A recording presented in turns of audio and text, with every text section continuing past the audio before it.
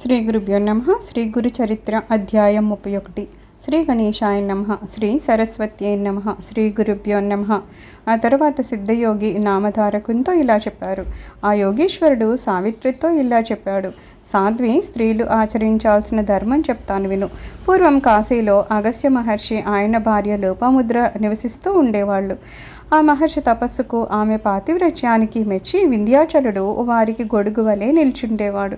ఒకనాడు త్రిలోక సంచారి అయిన నారదుడు వింధ్యునితో, ఓ పర్వతరాజా, నీకు సాటి అయిన పర్వతం ఇంకొకటి లేదు. అయితేనేమి, నీవు మేరువుతో మాత్రం సమానం కాలేదు అన్నాడు. అప్పుడు రోషంతో వింధ్యాచలుడు మేరు పర్వతాన్ని మించిపోవాలని పెరగసాగాడు. అందువలన ఆ పర్వతానికి దక్షిణంగా ఉన్న ప్రాంతమంతా చీకటిమయమైపోయింది. సూర్యదర్శనము అవనందువలన ఆ ప్రాంతంలోని ప్రజల నిత్యకర్మాచరణ తారుమారయ్యింది. అప్పుడు ఋషులు ఆ విషయమే మొరబెట్టుకోగా అతడు బ్రహ్మకు ఆ విషయాన్ని విన్నవించాడు.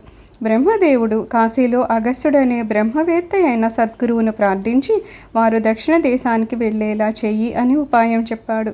అప్పుడు ఇంద్రుడు దేవతలందరితో కలిసి ఆ ఋషి దంపతులను దర్శించి పూజించాడు. అప్పుడు మహాపతివ్రత అయిన లోపాముద్రను కీర్తిస్తూ ఆమె మహిమకు కారణమైన పతివ్రత ధర్మాలను దేవగురుడైన బృహస్పతి ఇలా చెప్పాడు. స్త్రీలు ఎల్లప్పుడూ తమ పతిని శ్రీహరిగా భావించి సేవ చేయాలి. విసుగన్నది లేకుండా అతిథులను ఆదరించాలి. భర్త అనుమతి లేకుండా ఏ దానము చేయకూడదు. సాధ్యము అయినంత వరకు పొరిగిళ్లకు పోకుండా తప్పనిసరైనప్పుడు తల వంచుకొని వెళ్ళాలి. దుశ్శీలురైన స్త్రీలతో స్నేహం చేయకూడదు. ఉత్సవాలకని యాత్రలకని ఒంటరిగా వెళ్ళకూడదు. భర్త ఇంట్లో లేనప్పుడు స్త్రీ అలంకరించుకోకూడదు. గ్రామాంతరం వెళ్ళిన భర్త తిరిగి రాగానే సంతోషంతో ఎదురేగి భక్తితో కాళ్ళను కడిగి తుడిచి విసనకర్రతో వీచి సేద తీర్చాలి. తర్వాత ఆయనకు అలసట తీరే వరకు కాళ్ళు పిసికి తర్వాత స్నానం చేయించి ఆయన పాదతీర్థాన్ని తీసుకొని నమస్కరించాలి. అటు తర్వాత అతని చిత్తమును అనుసరించి ఆరోగ్యానికి హితకరమైన భోజనాన్ని పెట్టి అతని ఉచ్ఛిష్టాన్ని ప్రసాదంగా భుజించాలి. అటు తర్వాతనే తాను అలంకరించుకొని ఆయన్ని సంతోషపెట్టాలి. భర్తను నిద్రపుచ్చిన తర్వాతనే ఆమె నిద్రపోవాలి. మళ్ళా అతని కంటే ముందు నిద్ర మేల్కొని ఇంటి పనులు చేసుకొని అతడు మేల్కొనగానే అవసరమైన సేవలు చేయాలి. భర్తకు వలసిన పూజా ద్రవ్యాలు తానే స్వయంగా సమకూర్చాలి. ఇంటిని శుభ్రంగా ఉంచుకోవాలి. భర్త సంతోషంగా ఉన్నప్పుడు తాను విచారంగాను, భర్త విచారంతో ఉన్నప్పుడు తాను సంతోషంగాను ఉండకూడదు. భర్త కోపించినప్పుడు క్షమించమని ప్రార్థించాలి. భర్తతో తగువులాడకూడదు. అతడి కోపంతో అన్న మాటలను మనసులో ఉంచుకోకూడదు. భర్త ఆజ్ఞను అనుసరించే భార్య నడుచుకోవాలి. భర్త ఆజ్ఞ లేని దేవ్రతాలు ఉపవాసాలు చేయకూడదు.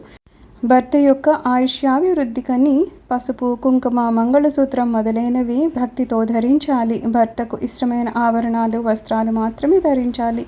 అత్తమామలను, బావమరుదులను, ఆడబిడ్డలను విడచి వేరుగా ఉండాలని కోరుకోకూడదు.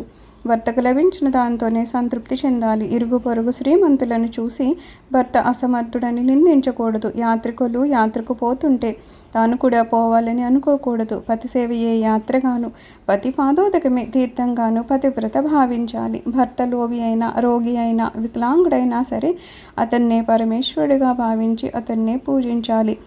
అట్టి పతివ్రతను చూసి త్రిమూర్తులు కూడా సంతోషిస్తారు. ఇలా చేయగా యథేచ్ఛగా సంచరిస్తే ఆమె పుణ్యమంతా నశించి నరకానికి పోతుంది. మరొక పతివ్రత పాదధూళితో కానీ అట్టివారి పాపము నశించదు. పతివ్రతల పాదధూళిని స్పృశించి దేవతలు కూడా ధన్యతను పొందుతారు. అలా కాకుంటే రూపసులైన స్త్రీలు సృష్టిలో ఎందరు లేరు. అయినా పతివ్రతల వల్లనే వంశం అంతా ఉద్ధరించబడుతుంది. 7 జన్మల పుణ్యం వలన కానీ అట్టి ఇల్లాలు లభించదు. ఆమెను వివాహమాడిన భాగ్యశాలికి అన్ని పురుషార్థాలు లభిస్తాయి. అటువంటి భార్య లేకుండా యజ్ఞము మొదలైన ధర్మాలన్నీ సఫలం కాజాలవు. ఆమె నివసించిన ఇల్లే ఇల్లు, ఆమె లేని భవనమైన అడవితో సమానమే. ఆమె వల్లనే సత్సంతానము, ఊర్ధ్వలోకాలు లభిస్తాయి. ఆమెను చూడగానే భూమి తన సహజమైన కాఠిన్యం విడిచి అడుగులకు మడుగులొత్తుతుంది. ఆమె సాహచర్యం వలన 7 జన్మల పాపం కూడా నశిస్తుంది. గంగా స్నానం వలన వచ్చే పుణ్యం కూడా పతివ్రతను దర్శించడం వల్ల కలుగుతోంది. శ్రీ దత్తాయ గురవే నమః. శ్రీ శ్రీపాద శ్రీవల్లభాయ నమః. శ్రీ నృసింహ సరస్వత్యై నమః. సర్వం శ్రీ గురుచరణారవిందార్పణమస్తు. లోకా సమస్తా సుఖినో భవంతు. ఓం శాంతి శాంతి శాంతి.